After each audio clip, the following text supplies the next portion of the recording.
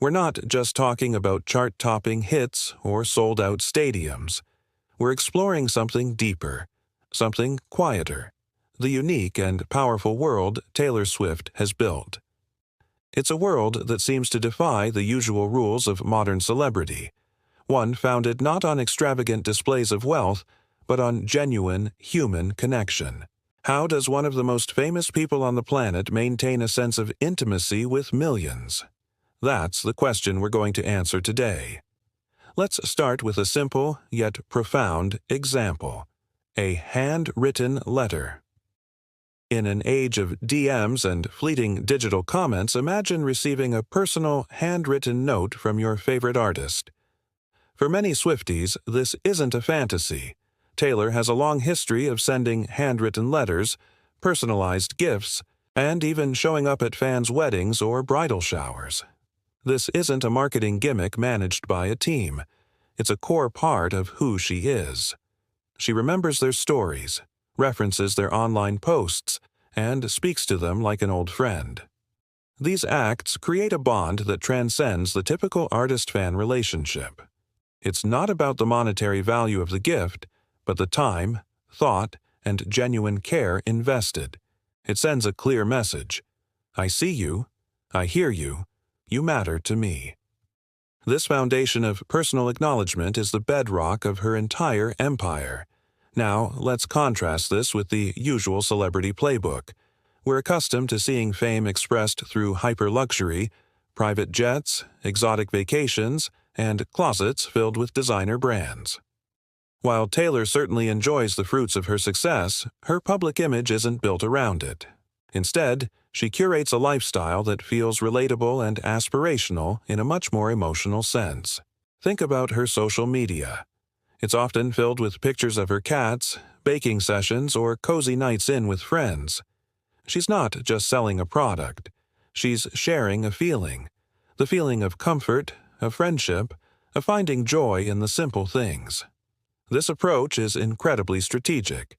It allows her fans to see a reflection of their own lives and desires in hers. They don't just want her success, they want the warmth and community that she represents. It's a masterclass in building a brand based on shared values rather than unattainable luxury. The heart of this connection lies, of course, in her music. Taylor Swift is first and foremost a storyteller.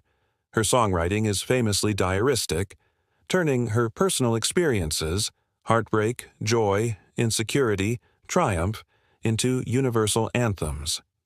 When you listen to a Taylor Swift song, you're not just hearing a catchy melody, you're reading a page from her diary. This vulnerability is her superpower. In songs like All Too Well, she captures the tiny, specific details of a relationship that make the listener feel like they were there, holding the scarf. In The Archer, she articulates a deep-seated anxiety that so many of us feel but struggle to put into words. She gives her fans a language for their own emotions. This creates an incredibly powerful feedback loop. She shares her life, fans see their lives in her songs, and they feel deeply understood. This is why her music resonates across generations and cultures. She's not just a pop star. She's a confidant, a big sister, a friend who just gets it. This emotional intelligence extends to how she interacts with her fan base on a massive scale. Think about the secret sessions. For years, Taylor has handpicked groups of fans and invited them to her homes, not to a sterile event space, but to her actual living rooms, to hear her albums before anyone else. She bakes them cookies, introduces them to her parents and her pets, and sits on the floor with them, explaining the stories behind each song. Can you imagine the impact of that? It transforms fans into insiders, into trusted members of her inner circle. They become ambassadors, not because they were paid to, but because they were made to feel special and valued. It's an act of radical trust. She is essentially making them co-conspirators in her art, fostering a sense of shared ownership and loyalty that is virtually unbreakable. And then there's the element of mystery and fun. The Easter eggs. Taylor has turned her entire career into an intricate, ongoing scavenger hunt. A lyric in one song, a specific color in a music video, a capitalized letter in a liner note. Everything is a potential clue pointing to what's next. This isn't just for fun. It's a brilliant way to encourage deep engagement. It rewards fans for paying close attention. It makes them active participants in her narrative, not just passive consumers. They become detectives, piecing together puzzles and sharing theories online, building a massive, collaborative community in the process. This level of engagement is something most brands can only dream of. She's not just releasing music.